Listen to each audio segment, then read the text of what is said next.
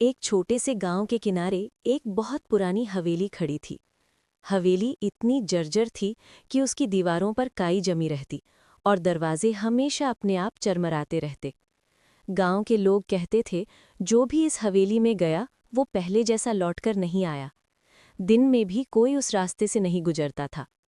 रात होते ही हवेली से अजीब अजीब आवाज़ें आतीं, कभी रोने की, कभी हंसने की, तो कभी पैरों की आहट की।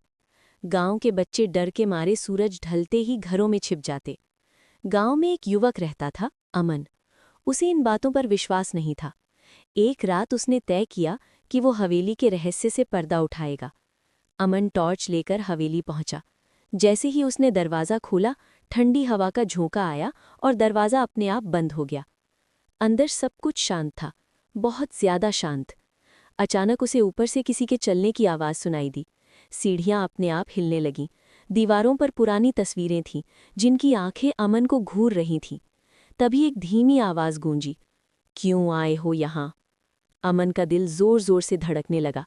पीछे मुड़ते ही उसने देखा एक सफ़ेद साया, जिसकी आंखों में गहरी उदासी थी। वो कोई भूत नहीं था, बल्कि उस हवेली का पुराना मालिक था, जिसकी अनसुनी आत्मा शांति ढूंढ रही थी। अमन ने साहस जुटाकर उसकी कहानी सुनी। उसके परिवार के साथ अन्याय हुआ था और तभी से उसकी आत्मा वहीं कैद थी। अमन ने गांव वालों को सच्चाई बताई। सबने मिलकर पूजा करवाई और उस आत्मा को न्याय दिलाया। अगली सुबह हवेली की खिड़कियों से पहली बार धूप अंदर आई। हवेली अब डरावनी नहीं रही, लेकिन गांव के लोग आज भी कहते हैं, कुछ रहस्य सिर्फ वही समझ पाता है जो डर के पार देखने की हिम्मत रखता है। घूर